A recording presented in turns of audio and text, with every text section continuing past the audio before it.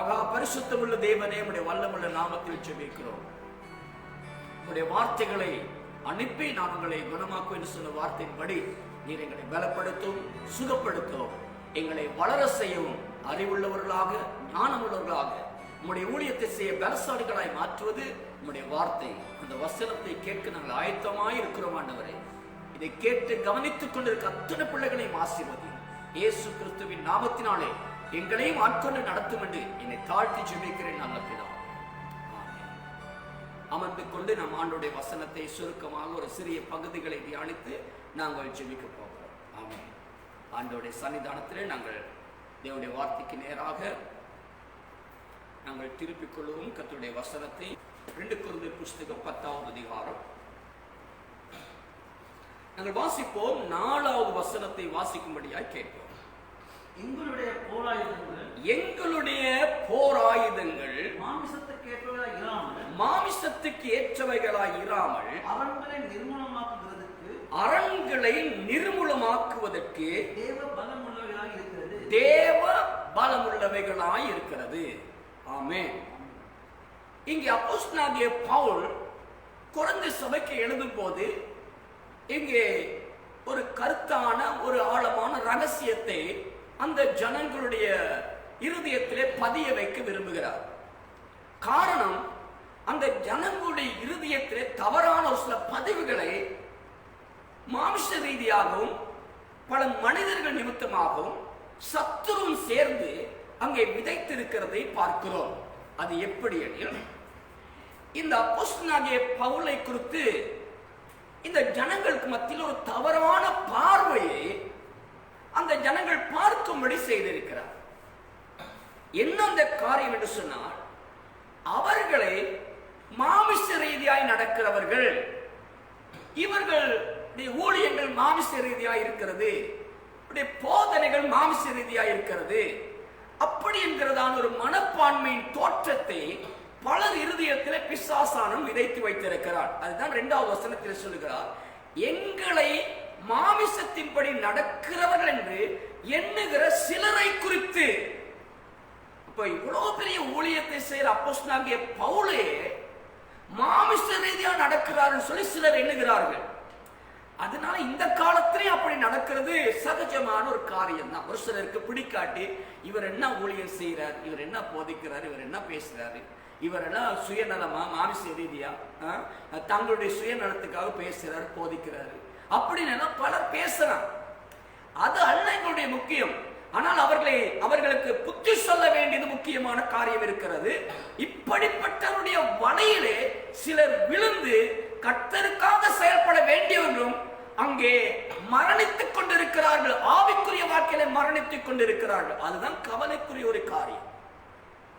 ஆக இப்படிப்பட்டவர்களை தெளிவுபடுத்த வேண்டியது அப்போஸ்தலனாகிய பவுலுடைய கடமையாயிருந்தது. அது போல இன்றைக்கும் இருக்கிற சபையிலே இப்படிப்பட்டவர்களை தெளிவுபடுத்த வேண்டியது எங்களுடைய கடமையாயிருக்கிறது.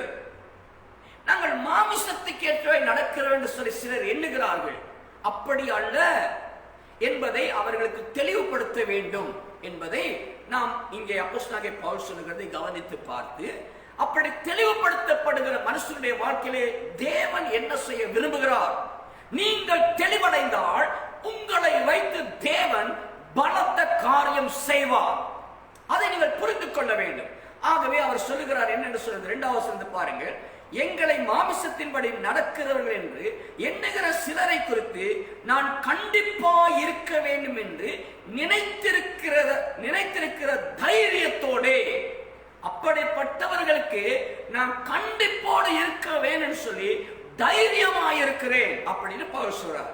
தைரியத்தோடே உங்களுக்கு முன்பாக இருக்கும் போது நான் கண்டிப்புள்ளவனாய் இராதபடிக்கு நீங்கள் எச்சரிக்கையா இருக்க உங்களை வேண்டிக் கொள்கிறேன்.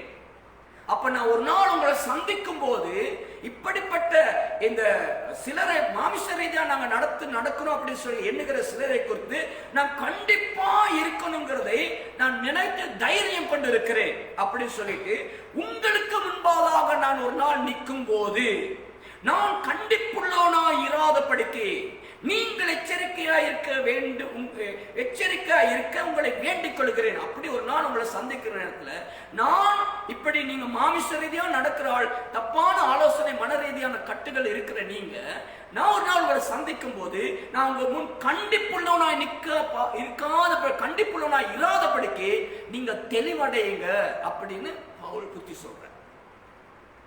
ஆமென். அதனால தான் அவர் சொல்றார் என்னன்னா, நாங்கள் மாமிசத்தில் நடக்கிறவர்களா இருந்தும் மாமிசத்தின்படி போர் செய்கிறவர்கள் அல்ல. அவர் சொல்றார், நாங்க மாமிச ரீதியா நடக்கிறவங்க தான். எப்படின்னா எங்க சரீரம் மாமிசம், இன்னும் மாமிசத்துல தான் நாங்க இருக்கிறோம். அதனால நாங்க மாமிச சரீரத்தோட தான் ஊழியம் செய்யறோம். மாமிச ரீதியான அவயவங்கள் தான் செயல்படுகிறது. ஆனா அந்த மாமிச சரீரம் இருந்தாலும் கூட, மாமிசத்தின்படி நடக்கிறவர்களா இருந்தாலும் மாமிசத்தின்படி போர் செய்கிறவர்கள் அல்ல.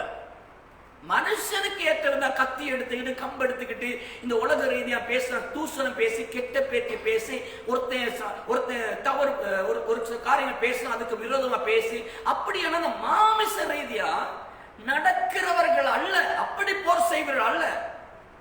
நீங்க எங்களை பத்தி என்ன பேசணும் அதுக்கு விரோதமா நாங்களும் பேசி உங்க மாதிரி நானும் பேசி சண்டைக்காரனா கோவக்காரனா கெட்ட பேச்சு பேசி கோல் சொல்லி உங்க குடும்பத்தை குறை சொல்லி நீங்க எங்களை பத்தி என்ன பத்தி குறை சொல்றீங்க, என் குடும்பத்தை பத்தி குறை சொல்றீங்க, என் மனைவியை பத்தி பிள்ளைகளை பத்தி எல்லாம் குறை சொல்றீங்க. என்னைக்காவது நான் உங்க குடும்பத்தை பத்தி உங்க மனைவி பத்தி உங்க பிள்ளைகளை பத்தி குறை சொல்லி இருக்கேனா? இல்ல எங்க மனைவி வந்துட்டு உங்களை பத்தி உங்க குடும்பத்தை பத்தி குறை சொல்லி இருக்காங்களா? இல்ல எங்க பிள்ளைங்க தான் வீடு வீடா தெரிஞ்சு உங்களை பத்தி உங்க பிள்ளைகளை பத்தி உங்க குடும்பத்தை குறை சொல்லி இருக்காங்களா? எங்கேயாவது நீங்க கேள்விப்பட்டிருக்கிறீங்களா? நாங்க வீடு வீடா போயிட்டு குறை பேச போறோமா? இல்ல யார்கிட்டயாவது சொல்றோமா? இல்லையே. நாங்க உங்க மாதிரி மாமிச ரீதியா நாங்க யுத்தம் பண்ணல. நீங்க மாமிச ரீதியா என்ன செய்றீங்க? எங்களுக்கு விரோதமா எழும்பி வீடு வீடா போயிட்டு கண்டவன் நின்றவன் நான் குறை பேசி பிள்ளைகளை பத்தி எங்களை பத்தி எல்லாம் குறை பேசி அழிகிறீங்களே. நீங்க மாமிச ரீதியா யுத்தம் பண்றீங்க, மாமிச ரீதியா நடக்கிறீங்க. ஆனா நாங்க மாமிச சரீர ரீதியா இருந்தாலும் உங்களை போல மாமிச ரீதியாய் போர் செய்யவில்லை. நாங்கள் ஆவிக்குரிய ரீதியாய் போர் செய்கிறோம். அதான் பவுல் சொல்றார். உன்ன மாதிரி நான் குறை பேசுற ஆள் கிடையாது, என் மனைவி குறை பேசுற ஆள் கிடையாது, என் பிள்ளைங்க குறை பேசுற ஆள் கிடையாது. யாரை பத்தியாவது பேசியிருக்காங்களா? யாராவது சொல்ல முடியுமா? பேசுறோமா? ஆனா நீங்க காரணமே இல்லாம என்ன பத்தி என் பிள்ளைகளை பத்தி மனைவி பத்தி குடும்பத்தை பத்தி என்னென்னமோ தப்பு தப்பா பேசுறீங்களே, பேசுங்க. ஆனா அந்த ஊழியர்களுக்கு கிடையாது. அந்த ஆவியை நாங்கள் பெற்றுக்கொள்ளவில்லை. நாங்கள் பெற்றுக்கொண்ட ஆவி பரிசுத்த ஆவியானவர். அது மாமிசத்தோடு போர் செய்கிறது அல்ல. அதான் தெளிவா பவுல் சொல்றார். இந்த சபையில் உள்ள மக்களுக்கு சொல்றார், குறைந்த சபைக்கு சொல்றார், இப்படியான சபையில் இருக்குங்களே, இப்படி செய்யறது தவறு தானே அப்படிங்கிறது அன்னைக்கே சபையில் அப்படி இருந்தாங்க. அதனால இயேசு கிறிஸ்து வரும் வரைக்கும் மனவாட்டியாகிய சபையை எடுத்துக்கொள்ளும் காலம் வரைக்கும் இப்படிப்பட்டவர்கள் சபையில் இருக்கத்தான் செய்வார்கள். இவர்களுக்கு எவ்வளவு தான் போதித்தாலும் அவர்களுக்கு அறிவில்லாமல் நடந்து கொள்வார்கள். அவர்கள் கடைசி காலத்தில் கைவிடப்பட்டு விடுவார்கள். ஆகவே நீங்கள் அப்படி இருக்க வேண்டாம் என்று சொல்லுவது, கண்டிப்பது, எச்சரிப்பது போதகனுடைய கடமை. உங்களுடைய தவறுகளை உணர்த்தி காண்பிப்பது போதகனுடைய கடமை, ஊழியக்காரனுடைய கடமை, அப்போஸ்தலனாகிய பவுலுடைய கடமை. அதை எழுதி வைத்து இன்றைக்கும் சபைக்கு தெரிவிப்பது ஊழியருடைய கடமை. என்று சொன்னால் நாம் செய்ய வேண்டிய ஊழியத்தை செய்யாமல் நாங்கள் செய்ய தகுதி இல்லாத ஊழியங்களையும் பேச்சுகளையும் செயல்களையும் செய்து கொண்டிருக்கிறோம். அதனால் அப்படிப்பட்ட வாழ்க்கைகளை விட்டு மனம் திரும்ப வேண்டும். அதுதான் ஜென்ம சுபாவம். ரட்சிக்கப்பட முதல்ல அப்படித்தான் எங்களோட சுபாவம், ரட்சிக்கப்பட்ட பிறகு அதான் சுபாவம். ஜென்ம சுபாவம் மாறணும். ரட்சிக்கப்பட்ட பிறகு எங்களுக்குள் கிறிஸ்துவின் சுபாவம் வர வேண்டும். அதான் நேற்றைய தினத்துல வாசிச்சோம் இல்லையா? 1 யோவான் புஸ்தகத்துல வாசித்தோம். நீங்க அன்புள்ளவர்கள் என்னுடைய வசனத்தை கை கொண்டால் உங்களுக்குள் தேவனுடைய அன்பு பூர்ணப்பட்டிருக்கும். ஆமென். தேவனுடைய அன்பு பூர்ணப்பட்டிருக்கிறவர்கள் தேவனுடைய கற்பனைகளை கை கொள்வார்கள். அவர்கள் நான் நடந்ததை போல அவர்களும் நான் நடந்ததை போல நீங்களும் அப்படி நடக்க வேண்டும் என்று ஆண்டவருடைய வார்த்தை சொல்லுகிறது. அப்ப இயேசுவை போல என்னுடைய சுபாவங்கள் குணாதிசயங்கள் மாற வேண்டும்.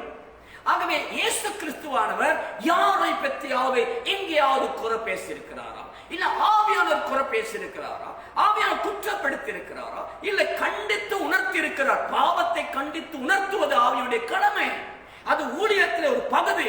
ஆகவே சபையிலே ஆவியானவர் இருந்தால் பாவத்தை கண்டித்து உணர்த்துவார். அது உணர்த்தப்பட வேண்டும். தவறுகளை உணர்த்தப்பட வேண்டும். அந்த பாவம் உணர்த்தப்படும் போது மரணம் கூட நேரிடலாம். அது தேவ திட்டம், எங்களுக்கு தெரியாது.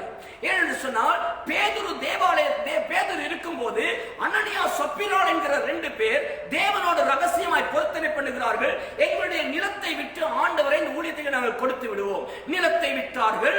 நிலத்தை விட்ட பணத்தை எடுத்துக்கொண்டு பேதுருவிடத்தில் வந்து நிற்கும் போது பேதுரு கேட்கிறார், நீ இவ்வளவுதான் இதை நிலத்தை விற்றாயா என்று கேட்டுவிட்டு சொல்லுகிறார். ஆம் என்று சொல்லி அவர் சொல்லுகிறார், இவ்வளவுதான் வித்தையா அப்படி காணிக்கையை கொண்டு வைக்கிறான். அப்ப அவன் சொல்றான், பேதுரு சொல்றாரு, நீ பரிசுத்த ஆவியானவரிடத்திலே பொய் சொல்லும்படி உன் இருதயத்தை சாத்தான் நிரப்பும்படி இடம் கொடுத்தது என்ன அப்படின்னு தான் சொன்னார். அப்படி சொன்ன பொழுது அங்க அவர் என்ன பேசுற கவனமா கேட்கணும். உன்னுடைய இருதயத்திலே பரிசுத்த ஆவியானவருக்கு பொய் சொல்லும்படி சாத்தான் இருதயத்தை நிரப்பும்படி இடம் கொடுத்தது என்ன?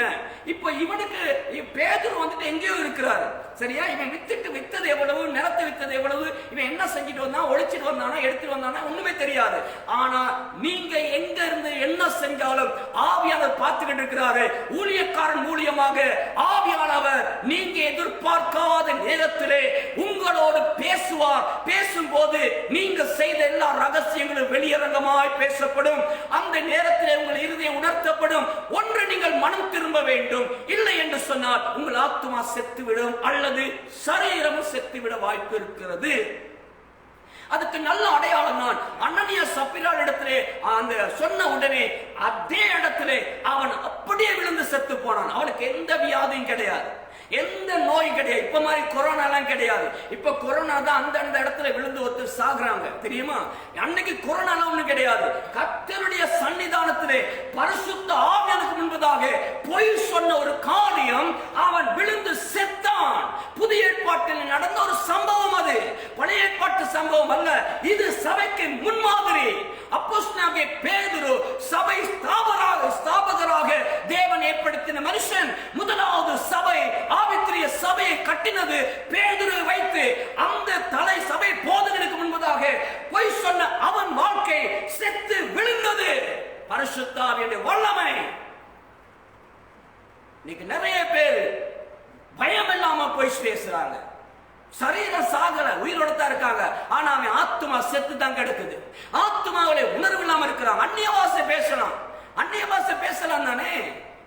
ஆத்துமாவில செத்தவன் அந்நிய பாஷை பேசலாம். இப்பதான் அந்நிய பாஷை எல்லாம் பழகிட்டாங்களே, நல்லா பேச பழகிட்டாங்க, வாயில வருது. அந்நிய பாஷை சும்மா வாயில வரக்கூடாது, சரியா? ஆனா சும்மா வாயில பாடமா வருது, தெரிஞ்சதுனால வருது.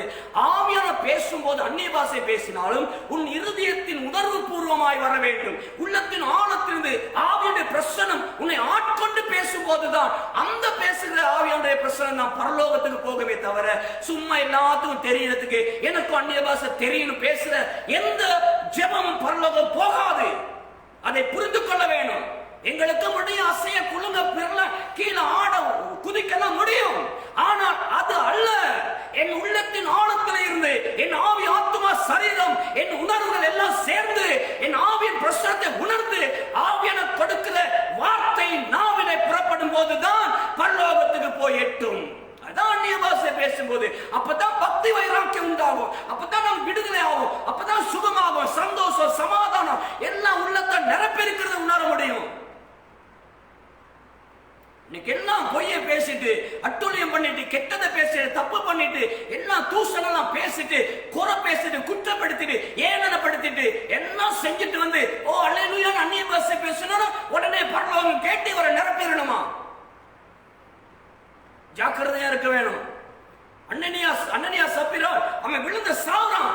நீ ஆவியானவருக்கு பொய் சொல்லும்படி பிசாசும் இருதயத்தை நிரப்பினான். அப்போ ஆவியானவன் பொய் சொல்றானா, அவன் இருதயத்தை பிசாசு தான் ஆளுகை செய்கிறான். அதான் அடையாளம். நீங்க கர்த்தருடைய ஆவியினாலே நடத்தப்படுகிற ஊழியக்காரனுக்கு விரோதமாக அந்த ஊழியக்காரத்திலேயே வந்து பொய் பேசுகிறதா இருந்தா உங்க இருதயம் தேவனுடைய ஆளுகைக்குள் இல்லை. உங்கள் இருதயம் பிசாசின் ஆளுகையில் இருக்கிறது. அதை புரிந்து கொள்ளுங்கள். அவனுடைய ஆத்துமா செத்துவிடும். தேவனுக்கு உணர்வு இல்லாம போயிடும். இல்லாட்டி விழுந்து செத்துருவான். சபை பயங்கரம். அந்த சபையில அடுத்ததாக மனை வர்றான், புருஷன் போனாரே காணோன்னு மனை வந்து கேட்கிற இவ்வளவுதான் வித்தியா அப்படின்னு அப்பதான் கேட்கிறாரு. ஆமா அப்படி அப்படி சொல்றா. ஆனா உன் புருஷனை அடக்கம் பண்ண கால்கள் வாலிபுடைய பாதங்கள் வாசப்படியில வந்து விட்டது சொன்ன அவன் அந்த இடத்துல விழுந்து செத்துறான். அவ்வளவுதான். அதுக்கு பிறகு சபை செதறடிச்சு ஓடல, சபையில் உள்ள ஜனங்கள்லாம் பயந்து ஓடல. பைபிள் சொல்லுகிறது அதுக்கு பின்பதாக சபை பக்தி விருத்தி அடைந்து பெருகினது என்று சொல்லப்படுகிறது. அப்படியெல்லாம் நடந்தால் சபை பெருகும். பரிசுத்தம் சபையில இருந்தால் சபை பெருகும். பரிசுத்தம் இருக்கிற சபை பெருகும். ஆகவே சபை பரிசுத்தமாய் இருக்க வேண்டும். ஆனா பிசாசு என்ன செய்வானா, பரிசுத்தத்தை குலைக்கும்படி யாரையாவது அனுப்பி வேசிகளை விபச்சாரிகளை அனுப்பி விபச்சாரக்காரன் அனுப்பி வேசிகளை அனுப்பி சபையை கெடுத்துக்கிட்டே இருப்பான். கோல்காரை, மாமிச ரீதியா செயல்படுற சண்டைக்காரை, புறாமக்காரை, எரிச்சல்காரை, ஊழியக்காரை குற்றப்படுத்துற ஆட்களை அனுப்பி சபையை ஊழிய செய்ய விடாம பரிசுத்தமா இருக்கிறவனை நல்லவனை கெடுத்து நல்ல மனசோடு வர்றவனுக்கும் இவன் தீமையை போட்டு அவனுக்கும் கசப்பு வெறுப்பை உண்டாக்கி சபையை கெடுக்கிற ஒரு சில ஆவிகள் உலாவிக் கொண்டு இன்னைக்கு கடைசி காலத்தை சபைகளை கெடுத்துக் கொண்டு சிதறடித்துக் கொண்டு ஊழியம் செய்ய விடாமல் தடை பண்ணுகிறது. இப்படிப்பட்ட ஆவிகளை, இந்த அரண்களை நிர்மூலமாக்குகிற பலன் நமக்கு தேவை. ஆமென். அதை அங்கே அப்போஸ்தலன் காண்கிறார். சபையிலே கண்ட போதும் சொல்லுகிறார், நாங்கள் மாமிசத்திலே நடக்கிறதா இருந்தும் மாமிசத்தின்படி போர் செய்கிறவர்கள் அல்ல. எங்களுடைய போர் ஆயுதங்கள் மாமிசத்துக்கு ஏற்றவைகளா இராமல், மாமிசத்துக்கு ஏற்றவைகளா இல்ல, நரங்களை நிர்மூலமாக்குவதற்கு தேவ பலம் உள்ளதா இருக்கிறது. அல்லேலூயா. இப்படிப்பட்ட தந்திரமான காரியங்களை பிசாசு கொண்டு வந்து சபைகளையும் ஜனங்களையும் அப்படியே அரணாக மூடி மறைத்து ஆளுகை செய்ய நினைக்கிற அப்படிப்பட்ட ஆவிகளுடைய அரண்களை உடைக்கவும் சிதைக்கவும் தகர்க்கவும் நிர்மூலமாக்கவும் பயன்படுத்துகிறது தான் தேவ பலன். ஆமென். இப்படிப்பட்ட அரண்களை உடைக்க வேண்டும். ஊழியர்கள், ஜெப வீரர்கள் உடைக்க வேண்டும். அபிஷேகம் பெற்ற உடைக்க வேண்டும். சாத்தானுடைய அரண்களை நிர்மூலமாக்க வேண்டும். அதுதான் அபிஷேகம். சபையை பரிசுத்தமா காத்துக்கொள்ளணுமா? தேவன் எங்களை காவலாளிகளாய் வைத்திருக்கிறார். தேவன் அவருடைய திராட்சை தோட்டத்தின் வேலைக்காரர்களாய் வைத்திருக்கிறார். நாம் அவரிடத்தில் கூலி பெற வேண்டும் என்று சொன்னால் அவருடைய வேலையை சரியாக செய்ய வேண்டும். அதனால் தான் ஆண்டவர் சொல்கிறார், பரிசுத்தமாக இன்னும் பரிசுத்தமாகட்டும். பரிசுத்தமாகுவதற்குரிய உபதேசம் இருக்க வேண்டும். அதான் ஆண்டவர் சொல்கிறார், உங்களுக்கு பக்தி விருத்திக்கு ஏதுவான வார்த்தைகள் உண்டானால் அதவே கேட்கிற பிரயோஜனம் உண்டாகும்படி நீங்கள் பேசுங்கள். அல்லேலூயா. எப்படி பேசணுமா? ஒரு மனுஷனுக்கு பக்தி விருத்தி உண்டாகக்கூடிய வார்த்தைகள் உண்டானால் அதவே பேசுங்கள் சொல்லி எபேசியர் 4வது அதிகாரத்திலே 23 வாசிங்க. உங்கள் உள்ளத்திலே புதிதான ஆவி உள்ளவர்களாகி மெய்யான நீதியிலும் பரிசுத்தத்திலும் தேவனுடைய சாயலாக சிருஷ்டிக்கப்பட்ட புதிய மனுஷனை தரித்துக் கொள்ளுங்கள். அன்றியும் நாம் ஒருவருக்கு ஒருவர் அவயவங்களாக இருக்கிறபடியால் பொய்யை கலைத்து அவனவன் பிறனுடைய மற்றவனோட உண்மையை பேசணும். ஆவிக்குரிய மனுஷர்கள் சபையில் இருக்கிறவர்கள் நாங்கள் எல்லாரும் கிறிஸ்துவின் சபையின் அவயவங்கள். கை வந்துட்டு கண்ணை பார்த்து பொய் சொல்லக்கூடாது. வாய் வந்துட்டு காதை பார்த்து நான் கேட்கல நான் பேசலன்னு சொல்லக்கூடாது. பேசுனேன்னு சொல்லணும். ஏன்னா காது கேட்டு இருக்குது. பொய் பேச முடியாது. உண்மையை பேசணும். நான் பாவம் செய்ய போயிட்டு காலில் போயிட்டு அந்த இடத்துல அலைஞ்சு திரிஞ்சு வந்துட்டு மனசு சொல்லுது நான் பாவம் செய்ய போகலன்னு. போய் பேசக்கூடாது. ஒருத்தர் உண்மை பேசும் பிறனுடைய மெய்யை பேச கடவான். நீங்கள் கோபம் கொண்டாலும் பாவம் செய்யாதிருங்கள். சூரியன் அஸ்தமிக்கிறதுக்கு முன்பாக உங்கள் எரிச்சல் கனிய கடவுது. ஒரு சில காரியங்கள் வந்துட்டு கோபம் கொள்ளுவாங்க. நம்ம பாவத்தை கண்டிக்கும் போது, தவறை சொல்லும் போது, தேவ ஆவியை எச்சரிக்கும் போது கோபம் கொண்டு அவர்கள் என்ன செய்வார்கள்? எரிச்சல் அடைவார்கள். எரிச்சல் அடைந்து அவங்க பாவத்துக்கு தான் தள்ளப்படுவாங்க. பிசாசு, நீ என்னத்துக்கு போற அந்த சபைக்கு, என்னத்துக்கு உபதேசம் கேட்கிற, பிரச்சனை கேட்காத, அந்த மனுஷன் ஒண்ணு செய்யாத, ஆண்டோட ஊழியத்தை செய்யாத, அந்த ஊழியத்தை தாங்காத, அந்த ஊழியத்துக்காக ஜெபம் பண்ணாத, அந்த ஊழியத்துக்கு தசம காணிக்க கொடுக்காத, அந்த ஊழியக்கான கவனிக்காத, நீ அங்க போயிட்டு குறை சொல்லு, இங்க போயிட்டு குறை சொல்லு தூண்டி விட்டு அவன் அவலட்சணமான காரியம் செய்யற மனுஷனா உங்களை பயன்படுத்திடுவான். உங்களுடைய முற்கோபம், அற்பமான கோபங்கள்,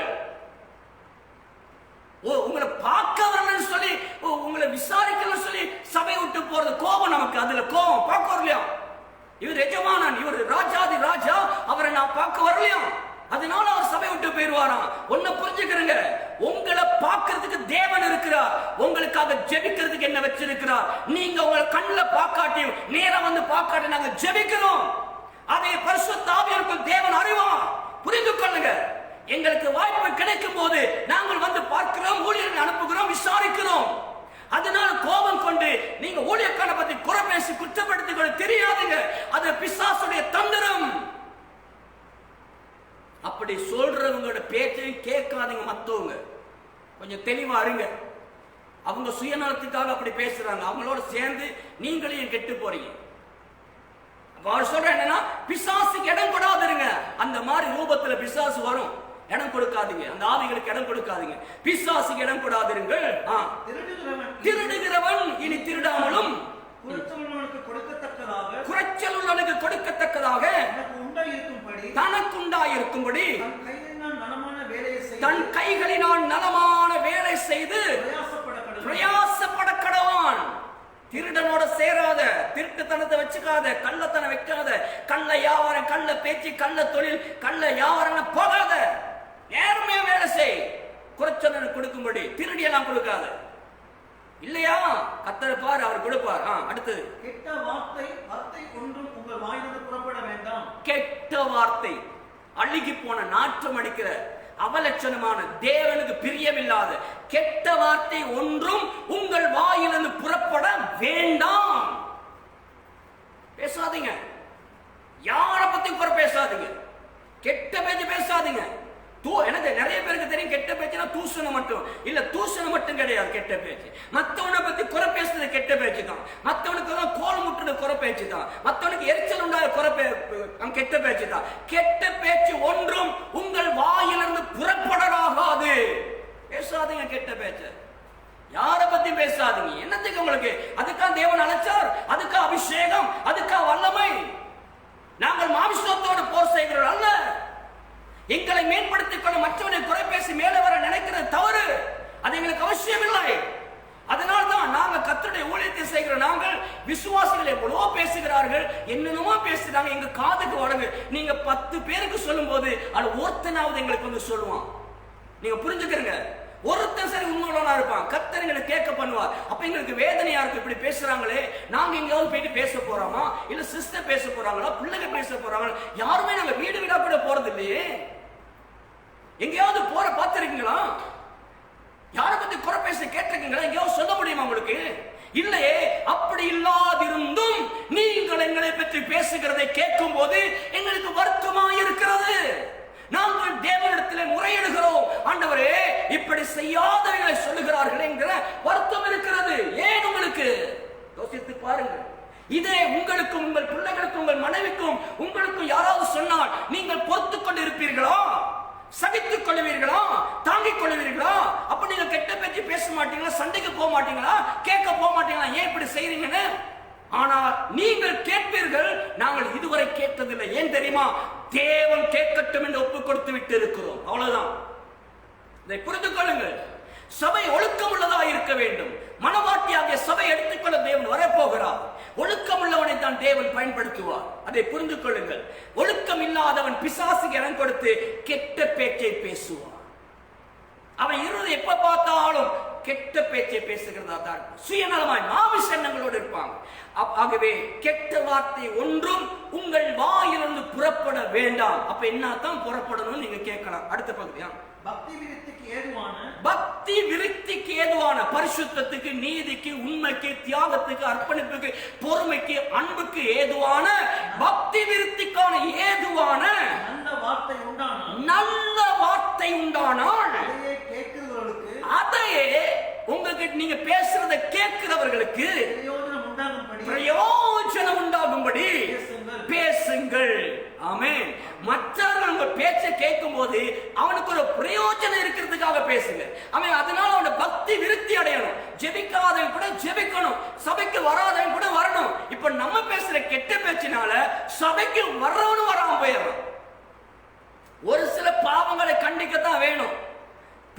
பவுல் சொல்லும் போது சில காலம் இவனை சத்துரின் கையில் ஒப்பு கொடுக்கிறேங்கிறார். ஏன்னா ஒரு சில கீழ்ப்படி கீழ்ப்படிய மாட்டான், அடங்க மாட்டான், ஊழியத்துல திருந்தவே மாட்டான். அவனுக்கு ஏத்த மாதிரி ஊழியம் செய்யாதனால அவனுக்கு வெறுப்பு. அதனால சொல்றாரு, இப்போ இவனை கொஞ்சம் காலத்துக்கு பிசாசு கையில ஒப்பு கொடுக்கிறார். அப்படியும் இருக்காங்க தெரியுமா? ஒப்பு கொடுக்கிறேன், போ நீ எப்படியா போயிரு, அவ்வளவுதான். போயிருவாங்க, அவங்க போயிட்டு சும்மா இருக்க மாட்டாங்க. அவங்க போயிட்டு குறை சொல்லிட்டு தான் இருப்பாங்க. அது அவங்களோட ஆவி, அது ஒரு ஆவி, குறை சொல்ற ஆவி. அதை மாற்ற முடியாது. அது இயேசு கிறிஸ்து வருகை வரைக்கும் போகும். எந்த சபைக்கு போனாலும் சொல்லுவான், சபையா போனாலும் சொல்லுவான், அது எவ்வளோ பெரிய சபைக்கு போனாலும் சொல்லுவான். ஏன்னா அவனுக்கு இருக்க ஆவி மாறாது, அவன் ஜென்ம சுபாவம் மாறாது, அது மாற்ற முடியாது. ரைட். கேட்கிறவர்களுக்கு பக்தி விருத்திக்கு ஏதோ ஒரு வார்த்தை உண்டானால் அதே பேசுங்கள், அப்பதான் உங்களுக்கு பிரயோஜனமா இருக்கும். அன்றியும் நீங்கள் மீட்கப்படும் நாளுக்கென்று முத்திரையாக பெற்ற தேவனுடைய பரிசுத்த ஆவியை துக்கப்படுத்தாதிருங்கள். நீங்க இப்படி எல்லாம் செய்யறதுனால கர்த்தர் உங்களை மீட்பின் நாளுக்காய் கொடுத்த பரிசுத்த ஆவியானவரை முத்திரையை கொடுத்திருக்கிறாரே, அப்படியெல்லாம் நீங்க செய்யும் போது உள்ள இருக்கிற ஆவியான துக்கப்படுவார். ஆகவே நீங்க அவரை துக்கப்படுத்தாதீங்க அப்படின்னு அவர் சொல்றார். என் அன்பு தேவனுடைய பிள்ளைகளே, அவரை துக்கப்படுத்தாம வாழ பாருங்க. இந்த கடைசி காலத்துல இயேசு ராஜா வரப்போகிறார், அது சீக்கிரமாய் வரப்போகிறார். அவரை துக்கப்படுத்தாம வாழுங்க. அவரை துக்கப்படுத்தும் காரியங்கள் வாசிங்க. அடுத்த கீழ் உள்ள 2 வசனத்தை. சகல விதமான கசப்பும் கோபமும் மூர்க்கமும் கூக்குரலும் தூஷணமும் மற்ற எந்த துர்க்குணமும் உங்களை விட்டு நீங்க கடவது. ஆமென், ஹல்லேலூயா. அடுத்த வசனம். ஒருவருக்கொருவர் தயவாயும் மன உருக்கமாயும் இருந்து கிறிஸ்துவுக்குள் தேவன் உங்களுக்கு மன்னித்ததை போல நீங்களும் ஒருவருக்கொரு மன்னியுங்கள். ஆமென். கிறிஸ்து எனக்கு எவ்வளவு மன்னிச்சிருக்கிறார், அந்த மாதிரி நான் மற்றவங்களை மன்னிக்கிறேனா? என்ன போதனை? அவர் சொல்லுகிறார், கிறிஸ்து உங்களுக்கு மன்னித்ததை போல நீங்களும் ஒருவருக்கொரு மன்னி. சகல விதமான கசப்பு, கோபம், மூர்க்கம், கூக்குரல், தூஷணம், மற்ற எந்த துர்க்குணமும் உங்களை விட்டு நீங்க கடவது. ஆமென். அப்ப பவுல் இந்த இடத்துல இந்த மாதிரி எண்ணம் உள்ளவங்களுக்கு தான் சொல்றாரு, நாங்க மாமிசத்தின்படி நடக்கல, நாங்க மாமிசமா இருந்தாலும் நாங்க மாமிசத்தோடு போர் செய்யல. அப்ப என்ன சொல்றாரு அப்படின்னா, அடுத்த வசனம் 4வது வசனத்துல 2 கொரிந்தியர் புத்தகம் 10:4 சொல்லும்போது, எங்களுடைய போராயுதங்கள் மாமிசத்துக்கு ஏற்றவைகளாயிராமல் அரண்களை நிர்மூலமாகுவதற்கு தேவ பலம் உள்ளதாக இருக்கிறது. அரண்களை தகர்க்க இப்படிப்பட்ட அரண்கள் போட்டு ஊழியத்தை செய்ய விடாது, குடும்பத்தை நடத்த விடாது, சிந்தனையில குழப்பத்தை கொண்டு இந்த மாதிரி போட்டு எங்களுக்கு ஜெபிக்க விடாது. அந்த கோபம் வைராக்கியத்தெல்லாம் போட்டு மனக்கசப்பு உண்டாக்கி ஆவியில நிறைந்து ஜெபிக்க முடியாது. அதே கோபத்தோட வர்றது, அதே அசதியோட வர்றது, அதே போராட்டம், நாளெல்லாம் இரவெல்லாம் தூங்க விடாம கூட போராடும்.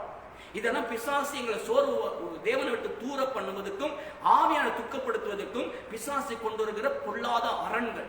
இதை நிர்மூலமாக்குறதுக்கு தான் பரிசுத்தாவின் பலத்தை கொடுத்திருக்கிறார். அதனால தான் பைபிள் சொல்கிறது, ஆவியோடும் உண்மையோடும் தொழுது கொள்ளுங்கள், ஆவியிலே அனலாயிருங்கள், கர்த்தருக்கு ஊழியம் செய்யுங்கள், அசதியாயிராமல் ஜாக்கிரதையாயிருங்கள், ஆவியிலே அனலாயிருங்கள். சொல்றது என்னன்னா, நீங்க எப்பயும் ஆவியானோட கூட சேர்ந்து இருக்கணும், அவருடைய அனலுக்குள் இருக்கணும், அவருடைய பிரசனத்துக்குள்ள இருக்கணும், அவருடைய மகிமைக்குள் இருக்கணும். அப்படி இருந்தா நீங்க இந்த அரண்களை முறியடிக்க முடியும்.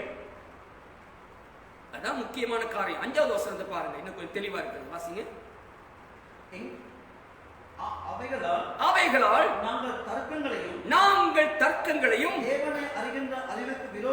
தேவனை அறிகிற அறிவுக்கு விரோதமாய் எழும்புகிற எல்லா மேட்டுமையையும் நிர்மூலமாக்கி எந்த எண்ணத்தையும் கிறிஸ்துவுக்குள் கீழ்ப்படிய சிறைப்படுத்துகிறவர்களாய் இருக்கிறோம். எந்த எண்ணமும் வந்து என்ன அந்த அரண்கள் என்னை மூடிக்கொள்ளாதபடிக்கு அவைகளை நாங்கள் கிறிஸ்துவுக்குள் மேற்கொண்டு சிறைப்படுத்தி விடுகிறோம்.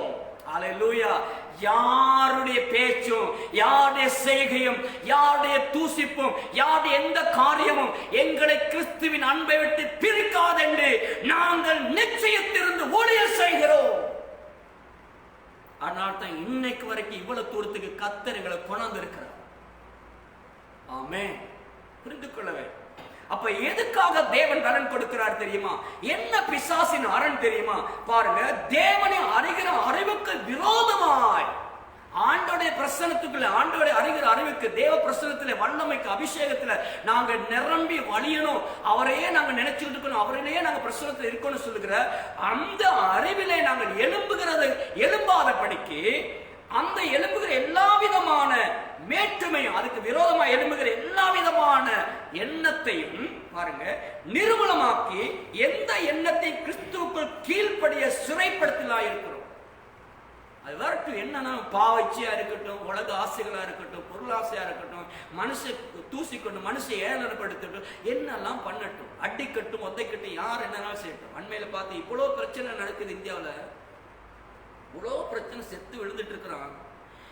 ஒரு ஊழியக்காரனை போட்டிருக்காங்க, ஒரு பாஸ்டரை பிடிச்சி, மனைவி 9 பிள்ளை கிடைக்கிறதுக்கு ஒரு கிழமை தான் இருக்குது, அந்த மனைவி வயிற்றுல கத்தி வச்சு பயங்காட்டி மிரட்டி, அந்த கணவனை அந்த மனைவி முன்னுக்கு, அந்த ஜனங்க முன்னுக்கு நிர்வாணமா ஊழியக்காரனை நிர்வாணப்படுத்தி, அசிங்கப்படுத்தி, அடிச்சு இவ்வளோ வேதனைப்படுத்திருக்காங்க தெரியுமா?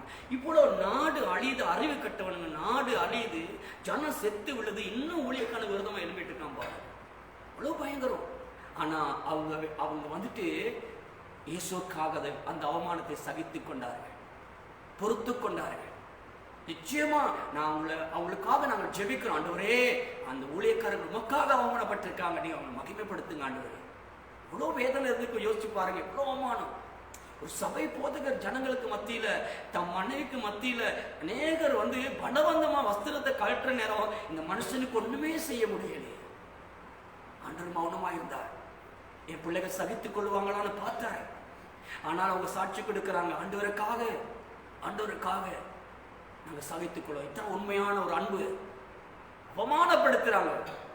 அது மாதிரி எல்லாத்துக்கும் வஸ்திரத்தை காட்டுன்னு சொல்லல, பேசுற பேச்சிலேயே வெக்கப்படுத்துறாங்க, கேவலப்படுத்துகிறாங்க. இயேசுக்காக சகித்துக் கொள்ளுங்க, பொறுத்துக் கொள்ளுங்க. கர்த்தர் உங்களை உயர்த்துவார், உங்களை மேன்மைப்படுத்துவார். அப்படிப்பட்ட அரண்களை நிர்மூலமாக்குகிற தேவபலன். அப்ப பிசாசு அப்படியான எண்ணங்களை கொடுத்து உங்களை கீழ் போட முடியாது. தைரியமா இருங்க, இதெல்லாம் ஒட்டங்க, ஆண்டவருடைய வல்லமையினால் ஜெயிங்க. ஆமென். அப்படி எண்ணத்தோடு இப்படிப்பட்ட ஒரு சிலருக்கு இந்த மாதிரி நேரத்துல ஒரு சில தாழ்வு மனப்பான்மை வந்துடும். எதையும் ஆண்டவருக்காக செய்ய முடியும், இப்படிலாம் பேசுறாங்களே, இப்படி எல்லாம் சொல்றாங்களே, இவங்களுக்கு போயிட்டு எப்படி ஊழியம் செய்யறது, இவங்க பகுதியில் எப்படி ஊழியம் செய்ய, அவங்க வீட்டுக்கு நான் எப்படி போறது, இவங்களுக்கு எப்படி பிரசங்கம் பண்றதுங்கிற ஒரு தாழ்வு மனப்பான்மை வந்துடும். அதனாலே அவங்க சோர்ந்துருவாங்க. இவங்கெல்லாம் பிரசங்கம் பண்ணி என்ன கேட்க போறாங்க, இவங்களுக்கெல்லாம் என்ன எச்சரிப்பு கொடுத்து என்ன செய்ய போறாங்க அப்படின்னு தாழ்வு மனப்பான்மை வந்துடும். ஒன்றை மட்டும் புரிஞ்சுக்கிறேங்க, தாழ்வு மனப்பான்மையை மட்டும் உள்ள கொண்டாந்துடாதீங்க. என்ன வந்தாலும் இயேசு கிறிஸ்து உங்களுக்கு சொல்றதை செய்வீங்கிற இடத்துல நில்லுங்க. யார் என்னன்னாலும் பேசுங்க, நீங்க அந்த பத்திக்கு செவி கொடுக்காதீங்க. அவர் என்ன பேசுறான்னு கேளுங்க, அதுக்கு செவி கொடுங்க. கர்த்தர் உங்களை வச்சு அசைச்சிட்டு போயிடும். அவ்வளவுதான்.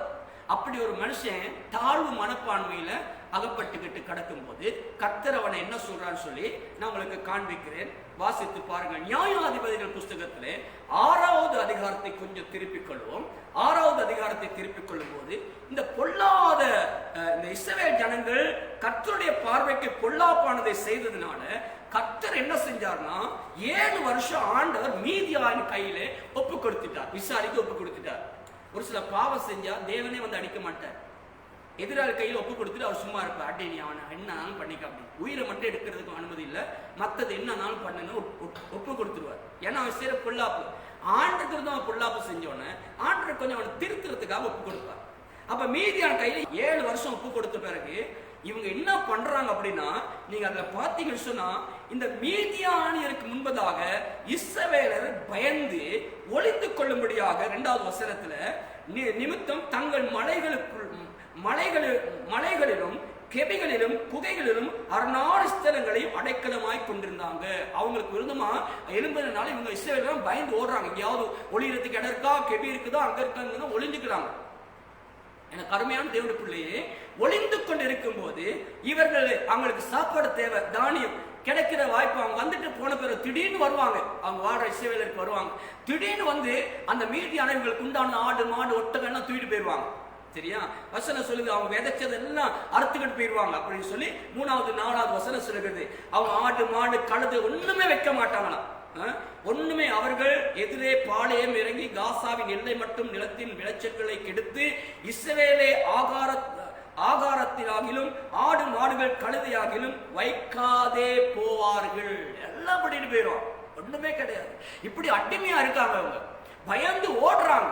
இனி தப்பிக்க வழி இல்லை. காரணம் ஆண்டவருக்கு பொல்லாப்பு செய்ததுனால. போன பிறகு இவங்க எல்லாம் அப்படி இருக்காங்க தேசத்துல. அப்ப அழுறாங்க. தேசத்துல அவங்க எல்லாம் சிறுமைப்பட்டு 6வது வசனத்திலே மீதியானியரினால் இஸ்ரவேலர் மிகவும் சிறுமைப்பட்டார்கள். அப்பொழுது இஸ்ரவேலர் கர்த்தரை நோக்கி முறையிட்டார். 7 வருஷம் ஒப்பு கொடுத்துட்டார். டார்கெட் ஆண்டவர் ஒரு ஒப்பு கொடுத்தாருன்னா ஒரு குறிப்பிட்ட காலம் இருக்கும். உனக்கு இத்தனை வருஷம்னா இத்தனை வருஷம் நீ பாடு அனுபவிச்சு தான் ஆகணும். அப்ப அந்த காலத்துல என்ன நீங்க கூப்பிடுங்க, அடி வாங்க வாங்க கூப்பிடுங்க. ஆண்டவர் சரியா வச்சிருப்பார், டார்கெட் வரத்திட்டே வச்சிருப்பார்.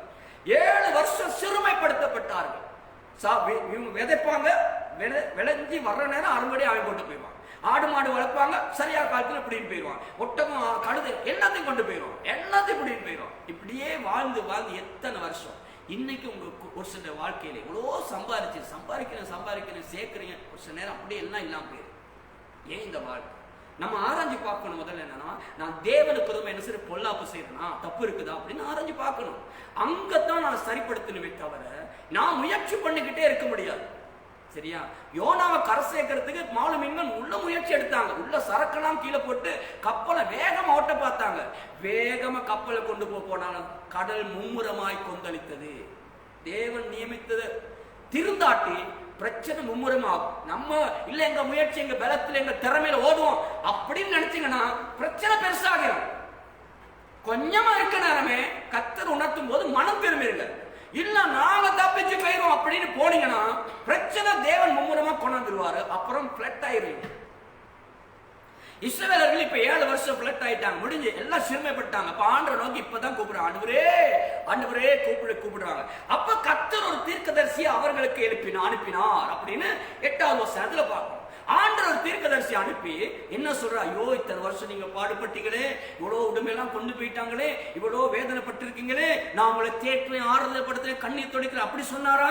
இல்ல அப்படி சொல்லல. ஆண்டவர் அனுப்பின ஊழியக்காரர் நிறைய பேர் அப்படித்தான். ஐயோ நாங்க வேதனைப்படுறோம், எங்களுக்காக 2 ஆறுதல் வார்த்தை பாஸ்டர் வந்து சொல்லுவார்னு பார்த்தோம், ஆனா அவர் வந்துட்டு இதெல்லாம் பேசிட்டு போறாரு அப்படிம்பாங்க. ஒன்ன புரிஞ்சுக்கிறீங்க, தேவனிடத்துல திரும்பினா உண்மையா திரும்பணும். அதான் அப்ப தேவன் என்ன சொல்றாருன்னா, நம்மள மிச்சம் பேர் பழச மறந்துடுவோம். நிறைய விசுவாசிகள் பழைய வாழ்க்கைனா ரட்சிக்கப்பட்ட ஆரம்பத்தில் கர்த்தர் வழிநடத்திக்கிட்டு இருந்த வாழ்க்கை, எகிப்திலிருந்து கொண்டாந்தாரில் இஸ்ரவேலரை, இதை மறந்துடுவாங்க. நம்ம உலகத்திலிருந்து வேறு பிரிச்சு கொண்டாந்தாரு. அந்த ஆரம்பத்தில் அடிப்பட்டு வெக்கப்பட்டு கேவலப்பட்டு ஒன்றும் இல்லாம எல்லாம் தூசித்து அசிங்கமா அலங்கோலம், இப்ப இருக்க அழகு இல்லை, இப்ப இருக்கிற உடுப்பு இல்லை. அந்த நேரம் உடுத்தின உடுப்பை பழைய போட்டவங்களை எடுத்து பாருங்களேன், நீங்க எப்படி இருக்கீங்கன்னு. உங்க வீட்டில் இருக்குன்னு நினைக்கிறேன். பழைய போட்டவங்க ரட்சிக்கப்படும் முதல்ல எப்படி இருக்குன்னு பாருங்க. இப்ப இருக்க ரட்சிக்கப்பட்ட பிறகு எடுத்த போட்டவங்களையும் பாருங்க, எவ்வளவு வித்தியாசம் இருக்குன்னு பாருங்க. உங்க உடுப்புல எவ்வளவு மாற்றம், உங்க தோற்றத்துல எவ்வளவு மாற்றம், உங்களுடைய தன்மையில எப்படி மாற்றம்னு பாருங்க, உங்களுக்கு தெரியும். அப்ப அதை நாங்க மறந்துடுவோம். அதெல்லாம் யாருக்கும் காட்டே விட மாட்டோம், எல்லாம் மூடி வச்சிரும். அப்படியே புதுசா வந்து மட்டும் அப்படியே அழகா போஸ்ட் இருக்கிறத மட்டும் காட்டுவோம். நம்ம பழைய வாழ்க்கையை மறந்துடும். அப்ப தேவன் இந்த இஸ்ரவேலர்கள் சிறுமைப்பட்ட கர்த்தரை கூப்பிடும் போது ஆண்டவர் ஒரு தீர்க்கதரிசி அனுப்பி 8வது வசனத்திலே கர்த்தர் ஒரு தீர்க்கதரிசி அனுப்பினார். அவன் அவர்களை நோக்கி, இஸ்ரவேலின் தேவனாகிய கர்த்தர் உரைக்கிறது என்னவென்றால், நான் உங்களை எகிப்திலிருந்து வரப்பண்ணின அடிமைத்தனை வீட்டிலிருந்து புறப்படம் செய்து, என்ன சொல்றாரு, நேரா எகிப்து கொண்டு போறார், பழைய வாழ்க்கையை கொண்டு போறார். நீ எப்படி இருந்த, முதல்ல எங்க இருந்த, எந்த மாதிரி வாழ்க்கை வாழ்ந்த, யோசிச்சு பார்த்தியான்னு காட்டுற. நம்ம சபைக்கு வர்ற நேரம் பூனை மாதிரி வருவோம், சரியா? அப்புறம் புலி மாறி பாயும். அப்படிதான் இருக்கு. முடிஞ்சா ஸ்டேஜில் பாஞ்சு பாஸ்டே பராண்டிட்டு போயிடுறது, காலை மாறி விட்டுட்டு போயிடுறது. வர நேரம் பூனை மாறி வர்றது தெரியாது, போறது தெரியாது, யாரும் கண்டுக்க மாட்டாங்க, யாரும் பேச மாட்டாங்க, அப்படியே வருவாங்க, சாந்தமா போவாங்க. பார்க்கிற நேரம் இந்த பூனையும் பால் குடிக்குமா அப்படின்னு தான் தெரியுது. ஆனா அதுக்கு பிறகு தானே தெரியுது பூனை இல்லை இது புலின்னு சொல்லி. பெரிய பிரச்சனை இருக்கு சபைகள். என்ன பண்றது? ஒரு நாள் ஒரு பூனை கல்யாணத்துக்கு போனுச்சான், புலியோட கல்யாணம் நடந்துச்சு. அப்போ யானை, சிங்கம், புலி எல்லாம், சிங்கம் மட்டும் போயிட்டு நல்லா போயிட்டு கை கொடுத்துட்டு போயிடுச்சு, வாழ்த்துட்டு போயிடுச்சு. அப்ப எல்லாம் யானை அங்க வர காட்டுல அந்த மிருகம்லாம் வந்து ஸ்டேஜ் கீழே இருந்தே கை கொடுத்துட்டு ஐயா நல்லா இருங்க ஐயான்னு வாழ்த்திட்டு போயிடுச்சு. ஏன்னா இவர் புலி பாஞ்சிடுவார் இல்லையா, அதனால பயம் மிருகம்னா யாருமே போகல கிட்ட. அப்ப எல்லாம் சாப்பாடு வர நேரத்துக்காக எல்லாம் அங்க மண்டபத்தில் உட்கார்ந்து இருக்காங்க, புலியும் மனைவியும் உட்கார்ந்து இருக்காங்க. அப்போ கடைசியா எல்லாம் வந்து ஒரு மிருகம், நாய் வந்துச்சு, பறவை வந்துச்சு, மிருகம் அதெல்லாம் வந்துச்சு, கடைசியா ஒரு பூனை வந்துச்சு. அப்படியே வருது எல்லாத்தோடைய கூட்டத்தோடு வந்து நேரா எல்லாம் பாக்குறாங்க. யானை உட்காந்து இருக்கு, கராட்டி உட்காந்து எல்லாம் உட்காந்து இருக்கு. புலி வந்துட்டு அப்படியே படியில மெதுவா, அந்த பூனை வந்துட்டு நேர படியில அப்படியே மெதுவா ஏறி போயிட்டு புலிகிட்ட போயிட்டு விஷ் பண்ணிச்சு. ஐயா எப்படி இருக்கீங்க, நல்லா இருக்கீங்களா அப்படின்னு சொல்லி விஷ் பண்ணிச்சு. அப்ப இங்க இருக்கு கீழே இருக்க மிருகம்லாம் ரொம்ப ஆச்சரியம் பார்க்குது. என்னடா நாங்களாம் கீழே உட்காந்து இருக்கணும், இது பயம் இல்லாம இந்த சின்ன பூனை போயிட்டு இப்படி இதாகுதே அப்படின்னு சொல்லி, ஏன் உனக்கு பயம் இல்லையா அப்படின்னு சொல்லி கீழே இருந்து ஒரு ஆள் கேட்டாங்க. அப்ப இந்த பூனை சொல்லிச்சான் சிரிச்சுக்கிட்டு, இங்க பாருங்க, கல்யாணம் கட்ட முதல்ல நானும் இப்படித்தான் இருந்தேன், கல்யாணம் கட்டின பிறகு நானும் பூனை ஆகிட்டேன், புலியாத்தான் இருந்தேன் நான் முதல்ல, இப்ப நான் பூனை ஆகிட்டேன் அப்படின்னா. அது மாதிரி நிறைய பேரு கல்யாணம் ஒரு சில இருக்காங்க, கல்யாணம் கட்டின பிறகு புலி மாறி இருந்தாங்க, கல்யாணம் கட்டின பிறகு பூனை ஆகிட்டாங்க. ஒரு சில கல்யாணம் முடிக்கிற நேரம் பூனை மாறி இருந்துட்டு கல்யாணம் முடிச்ச பிறகு புலி மாறி கிடையாது, சிங்கம் மாதிரி தான் இருக்காங்க. அப்படி ஆட்களும் இருக்காங்க. அது மாதிரி ஒரு சில வந்துட்டு சபைக்கு வர நேரத்தில் ரொம்ப அப்படியே வந்துட்டு அப்புறம் சிங்கம் மாதிரி மாட்டி போயிடுவாங்க. ஜாக்கிரதையா இருக்க வேணும். அப்ப அந்த மாதிரி ஆட்களுக்கு தான் தேவன் இந்த பழசை கொஞ்சம் காட்ட நினைக்கிறார். அடிப்பட்டு உதப்பட்டு உள்ளதெல்லாம் இல்லாம ஆக்கிட்டு நெருக்கப்பட்டு இருக்கிறாங்க. ஒரு சிலர் இருக்கிறத காத்துக்கொள்ள முடியாம இப்ப விழுறதுக்கு ஆயத்தமா குறை பேசி குற்றப்படுத்தி அந்த மாமிச எண்ணங்களை கீழ்படுத்தாம அந்த அரண்களை நிர்மூலமாக்காம தேவ பலத்தை துஷ்பிரயோகமா அதை வந்துட்டு பயன்படுத்துறது இல்லை, அதெல்லாம் இல்லாமக்கிறதுக்கு பிசாசின் அரண்களை நிர்மூலமாக்க பயன்படுத்த மாட்டாங்க. அந்த எண்ணங்களை எல்லாம் கீழ்படுத்த மாட்டாங்க, அதை மேம்படுத்துறாங்க. மேம்படுத்தி தனக்குள்ள இருக்கிறத மற்றவனுக்கும் விதைக்கிறாங்க. அது மாதிரி இன்னும் 10 பேர் சேர்றான், அவனும் பேசுறான். அப்ப இவங்க என்ன வளர்க்குறாங்க? தேவ ராஜ்யத்துக்கு ஏற்றால வளர்க்குறாங்களா, தீமைக்குரிய வாழ்க்கையை வளர்க்குறாங்க? ஜாக்கிரதையா இருக்கிறாங்க. இவ்வளவு அடிப்பட்டு நொறுக்கப்பட்டிருக்கும் போது ஒரு தீர்க்கதரிசி அனுப்பி அவர் என்னத்தை ஞாபகப்படுத்துறாருன்னா, அவன் அவர்களை நோக்கி இஸ்ரவேலின் தேவனாகிய கர்த்தர் உரைக்கிறது. அதை நல்ல மனசுல வச்சுக்கிறீங்க, கர்த்தர் உரைக்கிறது. ஆண்டவர் சொல்றதுதான் தீர்க்கதரிசி பேசுவான். என்னவென்றால், நான் உங்களை எகிப்திலிருந்து வரவும், அப்ப ஆண்டவர் சொல்றார், நான் உங்களை எகிப்திலிருந்து வரவும் அடிமைத்தன வீட்டிலிருந்து புறப்படவும் செய்து எகிப்தியர் கையில் நின்று உங்களை ஒடுக்கின யாருடைய கையில் நின்றும் உங்களை ரட்சித்து. அப்போ எகிப்தியர்கள் கையில இருந்து உங்களை நான் விடுதலை ஆக்குறது மட்டும் கிடையாது, உங்களை ஒடுக்குனாங்க இல்லையா, வர்ற வழியில அங்க இங்கெல்லாம் ஒடுக்குறாங்க இல்லையா, இவங்க யாருடைய கையில இருந்தும் உங்களை ரட்சித்து. அப்ப ரட்சிக்கப்பட்ட பிறகும் நீங்க எத்தனையோ ஒடுக்கங்கள், நெருக்கங்கள், பாடுகள், ஏளனங்கள், அவமான, நிந்தனை எல்லாம் பட்டீங்க இல்லையா, அப்பொழுது அந்த கைக்கெல்லாம் நான் உங்களை விடுதலை ஆக்கி ரட்சித்து அவர்களை உங்களுக்கு முன்பதாக துரத்தி அவர்கள் தேசத்தை உங்களுக்கு கொடுத்து, எல்லாம் மாற்றி அமைச்சு உங்களுக்கு எல்லாம் கொடுத்து, நான் உங்கள் தேவனாகிய கர்த்தர் என்றும் நீங்கள் குடியிருக்கும் அவர்கள் தேசத்தில் உள்ள எமோரியருடைய தேவர்களுக்கு பயப்படாமல் இருங்கள் என்று உங்களுக்கு சொன்னேன், நீங்களோ என் சொல்லை கேளாமல் போனீர்கள் என்று சொன்னார். ஆண்டவர் சொல்றார், நீங்க என் பேச்சை கேட்காம போயிட்டீங்க. இன்னைக்கு நிறைய பேர் இதெல்லாம் வசதி, வாழ்க்கை, பெரும் அதெல்லாம் வந்ததா ஆண்டவர் சொல்றது கேட்காம விட்டுறாங்க. இன்னைக்கும் விக்கிரார்த்தம் பண்ணிக்கிட்டு சாத்திரம், மந்திரம், தந்திரம் நான் நம்பிக்கிட்டு ஓடிக்கிட்டு இன்னைக்கு மேட்டுமையா மாமிச எண்ணங்கள் எல்லாம் மேன்மைப்படுத்தி கொண்டு வாழ்றாங்க. அப்போ இவங்களை வச்சு ஒன்றும் பண்ண முடியாது இல்லையா. அப்போ அரண்களை நிர்மூலமாக்குற தேவ பலன் இதெல்லாம் அரணா இருக்குது. அப்ப இதெல்லாம் உடைக்கணும். இப்ப பிசாசு வந்துட்டு நீங்க இப்படி எல்லாம் என் பேச்சை கேட்காததுனால தான் உங்களை சுற்றிலும் பிசாசு வந்துட்டு இவ்வளவு பிரச்சனைப்படுத்தி உங்க உடைமைகளை பறிக்கிறான், உங்க குடும்பங்களை நாசமாக்குறான், உங்க ஆசீர்வாதங்களை திருடுறான். இன்னைக்கு ஒளியிறீங்க, இன்னைக்கு ஓடுறீங்க, இதெல்லாம் காரணம் நீங்க சொல்லை கேளாததுனால்னு கர்த்தர் சொல்றார் தீர்க்கதரிசி அனுப்பி சொல்லிட்டு. அதற்கு பின்பு அடுத்த வசனம், அதற்கு பின்பு கர்த்தருடைய தூதனானவர் அபியேசரியான யோவாசின் குமாரனான ஒப்ராவில் இருக்கும் ஒரு கர்வாலி மரத்தின் கீழ் உட்கார்ந்து அப்பொழுது அவனுடைய குமாரன் கிதியோன் கோதுமை மீதியாரின் கைகளுக்கு தப்ப வைக்கிறதுக்காக ஆலைக்கு சமீபமாய் அதை போரடித்துக் கொண்டிருந்தான். எல்லாரும் நஷ்டப்பட்டு, எல்லாரும் பயந்து போரடிக்கிறதுக்கே தானியம் இல்லாம அவன் குடியிட்டு போயிடுறான். அந்த மாதிரி நேரத்துல ஒருத்தன் மட்டும், கிதியோன்கிற ஒரு ஆள் மட்டும் அவ்வளவு பிரச்சனை நடந்துகிட்டு இருக்க நேரம் இவன் மட்டும் தானியத்தை பண்டக சாலையில சேர்க்கறதுக்காக போராடித்துக் கொண்டிருக்கிறான். என் அன்பு தேவனுடைய பிள்ளைகளே, பிரச்சனை நடக்கிற நேரத்திலையும் தானியத்தை, தன்னுடைய தானியத்தை பண்டக சாலை சேர்க்கிறதுக்கு போராடிக்கிற ஒரு வாலிபனை தேவ தூதனை அனுப்பி காண்கிறார். தேவன் காண்கிறார். ஆமென். எவ்வளவு பிரச்சனை நடந்தால் உன்னதமான தானியம், தேவ சித்தத்தை நிறைவேற்றக்கூடிய, கர்த்தருடைய சித்தத்தை நிறைவேற்றக்கூடிய, கர்த்தருடைய பார்வையில பயன்படுத்தக்கூடிய ஒரு மனுஷனா போராடி கொண்டிருக்கிற ஒருவனை தேவன் தேடுகிறார். அந்த நபர் நீங்க இருந்தீங்களா, இந்த அரண்கள் எல்லாம் நிர்மூலமாக்கத்தக்கதான பலத்த ஒரு காரியத்தை உங்களை வைத்து செய்யும். நீங்க அந்த வாலிபனா, கர்த்தர் காண்ற வாலிபனா மாறுங்க. இப்போ நாங்க ஜெபம் பண்ண போகிறோம்.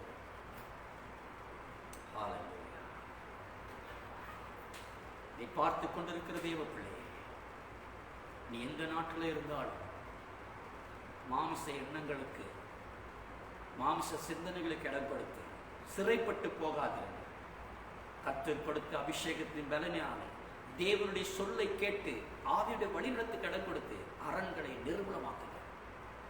நீங்க செய்ய நினைக்கிறத இன்னொருத்தன் வந்து தடுக்கிறானா, கர்த்தருக்காக நீங்க செய்ய நினைக்கிறத, ஒருத்தனுக்கு உதவி செய்ய நினைப்பீங்க, ஒருத்தன் யாராவது தடுக்கிறானா, தடுக்கிறது தேவ சித்தம் கிடையாது, கொடுக்கிறது தான் தேவ சித்தம். அப்ப தேவ சித்தத்துக்கு இடம் கொடுங்க. புரிஞ்சுக்கிறேன். கர்த்தருடைய ஊழியத்துக்கு இந்த காலத்துல கொடுக்கணும்னு நீங்க நினைப்பீங்க, ஆண்டக்கா கொடுக்கணும், கொஞ்சம் கூட கொடுத்து உதவி செய்ய நினைப்பீங்க. யாராவது ஒருத்தர் சொல்ல இந்த காலத்துல கொடுக்காதீங்க அப்படின்னு அவன் சொல்லுவான். அது மாமிச சித்தம். தேவனுக்காக கொடுங்க. ஒரு ஏழுக்கு கொடுக்கணும் தோணுதா, கொடுங்க, தடை பண்ணாது. தேவன் அதை விரும்புகிறார். நாம் எல்லாரும் ஜெபிப்போமா? உங்க வாழ்க்கையில் இருக்கிற சிறைப்பட்டு போயிருக்கிற மாமிச எண்ணங்கள் என்ன, மாமிசத்துக்குரிய சுபாவங்கள் என்ன, அந்த எண்ணங்கள் எல்லாம் நிர்மூலமாக்குங்க. அதுக்கு தான் தேவன், அதுக்கு தான் அபிஷேகம். நாம் எல்லாரும் கர்த்தருடைய சமூகத்தில் ஒப்புக் கொடுப்போம். அதை நீங்க நிர்மூலமாக்குனீங்கன்னா தேவன் உங்களை வச்சு பெரிய காரியம் செய்வார். சாத்தான் உங்களை இதுவரைக்கும் எதிர்த்து வந்த ஆவிகளை, இதுவரைக்கும் உங்களுக்கு விரோதமா சூறையாடி, இதுவரைக்கும் உங்க குடும்பத்தை கெடுத்து, இதுவரைக்கும் உங்க குடும்பத்தை செதறெடுத்து, உங்களுக்கு விரோதமா, ஆவிக்குரிய வாழ்க்கைக்கு விரோதமா எலும்பு விடாம போராடின அத்தனை ஆவிகளையும் கர்த்தர் முறிந்தோட பண்ணுவார். பிசாசுக்கு எதிர்த்து நின்று அப்பொழுது அவன் உங்களை விட்டு ஓடி போவான். அந்த ஆவிகள் ஓடிடும். இந்த ஜெப காலங்கள் இந்த காலம் முடிகிற நேரம் நீங்க பலசாலியா எழுப்பியிருக்கணும். அதுதான் எங்களுடைய ஆசை, தேவனுடைய விருப்பம். சபையின் நோக்கம் நல்ல உத்தமர்களாய், மாணிக்கங்களாய் உள்ளே வர வேண்டும். விலையேற பெற்ற கற்களாய் சபைக்கு வாங்க. கிறிஸ்துவின் மாளிகையை நாங்கள் கட்டுவோம், ஆவிக்குரிய மாளிகையாய் கட்டப்படுவோம். ஆமென். மகா பரிசுத்தமுள்ள நல்ல தேவனே, உம்முடைய வல்லமுள்ள நாமத்தினால் ஜெபிக்கிறேன். நீர் எங்களோடு கூட இருந்ததுக்காக துதிக்கிறேன். ஆண்டவரே, ஆவியானவரே, நீர் உம்முடைய வார்த்தைகளை அனுப்பி எங்களுடைய அந்தரங்கங்களை சோதித்து பார்க்கவும், எங்களுடைய சுபாவங்களை அறியவும், எங்களுடைய கடந்து வந்த பாதையிலே எங்களை நடத்தி வந்த உண்மை மறந்துவிட்டு இன்னைக்கு மாமிச சிந்தைகளுக்கு இடம் கொடுத்து நாங்கள் விலகி சென்ற வழிகளையும் எங்களுக்கு உணர்த்தின் அன்புக்காய் துதிக்கிறோம். ஆண்டவரே, நீர் எதிர்பார்க்கிற அந்த பரிசுத்தத்துக்கு உம்முடைய யுத்த களத்தில் நிற்கிற ஒரு உத்தமனாக எங்களை காணும்படி எனக்கு ஒப்புக் கொடுக்கிறோம். ஆண்டவரே, உம்முடைய சித்தத்துக்கு நேராய் எங்களை நடத்தும், எங்களை தாழ்த்துகிறோம். உம்முடைய நாமம் ஒன்றே மகிமையடையட்டும். சத்தியத்துக்காய் வைராக்கியம் பாராட்டும்படியாக எங்களை அபிஷேகம் பண்ணும். நல்ல வார்த்தைகளை பேச எங்களுக்கு உதவி செய்யும். சாத்தானுடைய கெட்ட எண்ணங்கள், கெட்ட வார்த்தைகளை எல்லாவற்றையும் நிர்மூலமாக்க, அவைகளை சிறைப்பட்டு போக பண்ண கர்த்தர் எங்களை பலமாய் பயன்படுத்துவீராக. சபையை ஆசீர்வதியை கேட்டுக்கொண்டிருக்க அத்தனை பிள்ளைகளுடைய இருதயங்களையும் கர்த்தர் பரிசுத்தமாக்கி உமக்கு ஏற்ற உகந்த பாத்திரங்களாக கர்த்தர் மேன்மைப்படுத்துவீராக. ஒருவர் கூட பின்வாங்கி போகாதபடி ஆண்டவரே, எல்லாருமே நேசித்து உம்முடைய அன்பு கூர்ந்து உம்முடைய வார்த்தையின்படி வாழ, உம்முடைய சொல்லை கேட்டு வாழ உதவி செய். பரிசுத்தமாக்கும் வருகை சமீபமாய் இருக்கிறது. ஆண்டவரே, இறுதி நாளுக்காய் முத்திரையாய் கொடுத்த பரிசுத்த ஆவியானவரை துக்கப்படுத்தாதீர்கள் சொல்லை போல ஒருவரும் ஆவியார் துக்கப்படுத்தி விட்டு வாழ முடியாது. ஆண்டவரே, ஒருவருமை துக்கப்படுத்தாதபடிக்கு பரிசுத்தத்தின் நீதியிலும் பக்தியிலும் உண்மையாய் உமக்கு நடந்து கொள்ள உதவி செய்யும். எல்லாரையும் ஆசீர்வதித்து, சபை மக்கள் எல்லாரையும் பாதுகாத்து, ஊழியர்களை ஆசீர்வதித்து, இந்த ஜெபத்தை கலந்து கொண்ட அத்தனை குடும்பங்களையும், யார் யார் வேதனைகள், வியாதிகள், பலவீனங்கள், தனிமைப்படுத்தப்பட்டு இருக்கிறார்களோ, வியாதியில் இருக்கிறார்களோ, அவர்கள் ஒவ்வொருவரையும் இயேசு கிறிஸ்துவின் நாமத்தில் விடுவித்து நாங்கள் ஜெபிக்கிறோம். கர்த்தர் ஆசீர்வதிப்பீராக. தொடர்ந்து சபை மக்கள் எல்லாரையும் போஷித்து காப்பாற்றும்படி எங்களை தாழ்த்தி உயர்த்தி ஜெபிக்கிறோம் ஜீவனுள்ள நல்ல பிதாவே. ஆமென். என் ஆத்துமாவே கர்த்தரை ஸ்தோத்திரி, என் முழு உள்ளமே பரிசுத்த நாமத்தை ஸ்தோத்திரி. என் ஆத்துமாவே கர்த்தரை ஸ்தோத்திரி, அவர் செய்த சகல உபகாரங்களை மறவார். ஆமென். கர்த்தர் உங்களை ஆசீர்வதிப்பார்.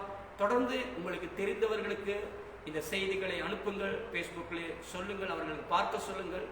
அதே போல ஒவ்வொரு நாளும் யூடியூப்லேயே நம்முடைய செய்தி வருகிறது. இயேசுவை தெய்வ சபை இந்த சின்னம் இருக்கு உங்களுக்கு காணப்படும். ஆகவே நீங்கள் அதை பார்க்கலாம். நீங்கள் அதை ஜீசஸ் காட்னு அடிச்சிங்கன்னா வந்துடும். அதை நீங்கள் பாருங்கள். மற்றவர்களுக்கு அதை பார்க்கும்படி வாய்ப்பு ஏற்படுத்தி கொடுங்க. கடவுள் தொடர்ந்து ஆசீர்வதிப்பார். உங்களை ஆசீர்வதிக்கும்படி நாங்கள் எப்பொழுதும் ஜெபத்தில் இருக்கிறோம்.